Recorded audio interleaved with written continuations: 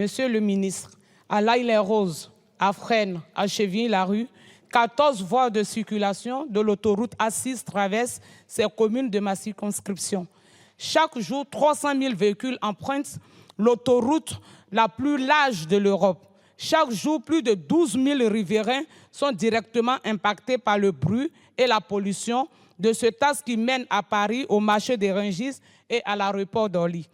À proximité de ce tronçon de l'autoroute A6 se trouve une crèche, un groupe scolaire, un collège, une résidence pour personnes âgées et des complexes sportifs.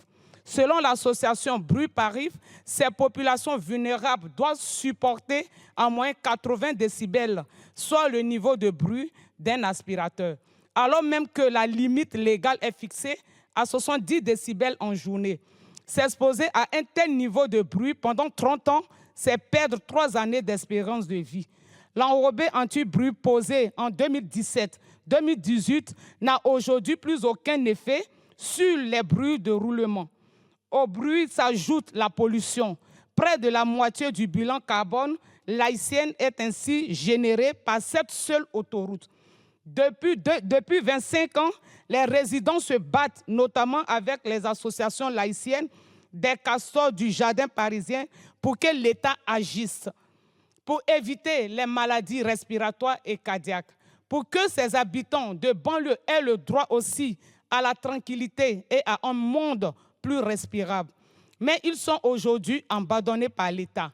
Il y a pourtant des mesures à prendre pour diminuer le bruit et la pollution sur ce tronçon. Requalifier la zone en pointe noire bruit, abaisser la vitesse, poser un mur anti-bruit ou tout autre dispositif efficace qui va en ce sens.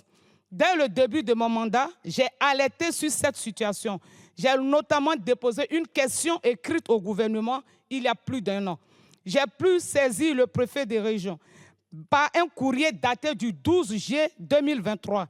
M. Marc Diom m'a annoncé un abaissement de la vitesse maximum autorisée de 90 à 70 km/h sur les tronçons concernés.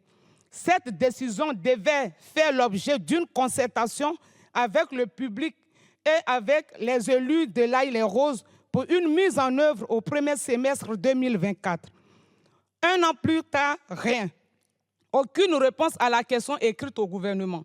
Aucune concertation, aucun abaissement mis en œuvre.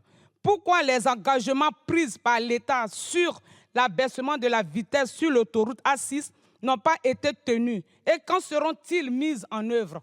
Je vous remercie. Merci beaucoup, Madame la Présidente. Madame la députée Rachel Keke.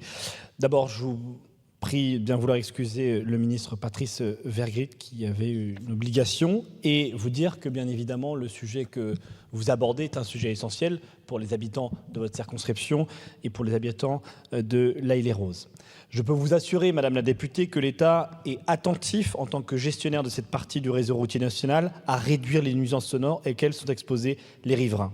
La section de l'autoroute A6 au niveau de L'Haÿ-les-Roses est bien identifiée comme un secteur à travailler en priorité au regard des points noirs de bruit et du nombre d'habitants impactés, comme vous l'avez parfaitement décrit.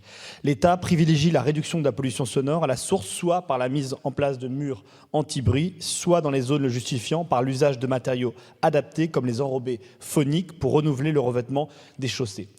Les enrobés phoniques ont été utilisés en 2017, vous le savez, pour plus d'1 kilomètre de la section mentionnée. Mais comme vous l'avez très bien dit, leur efficacité est décroissante avec le temps.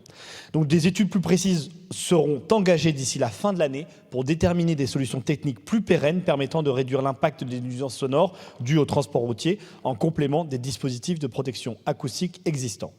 La réduction de la vitesse maximale autorisée constitue par exemple l'une des solutions possibles pour atténuer l'impact de l'infrastructure en matière de bruit. Ainsi, l'État a décidé de lancer à la fin de l'année une expérimentation d'abaissement de la vitesse sur certains sites autoroutiers proches de Paris. Et je crois que la portion que vous mentionnez pourrait faire l'objet de cette expérimentation.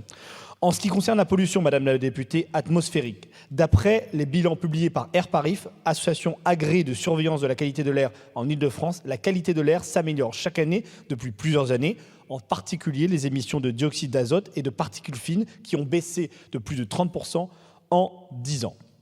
L'enjeu de la pollution de l'air est bien identifié dans les démarches de planification aux échelles nationales, régionales ou locales. Et à ce sujet, je tiens à souligner que le plan de protection de l'atmosphère pour la région Île-de-France est actuellement en cours de révision et était justement soumis à la consultation du public jusqu'au 10 avril dernier. Ce travail de consultation permettra de réduire encore plus les émissions de polluants liées au secteur des transports routiers pour les particules fines et les dioxydes de carbone. Donc votre préoccupation, qui est une préoccupation de santé, mais aussi de cadre de vie pour nos concitoyens et pour les gens qui habitent en Île-de-France et dans votre circonscription est bien une priorité de l'État, du gouvernement, et nous allons continuer à travailler avec vous pour réduire les pollutions et pour réduire le bruit. Je vous remercie, Madame la députée.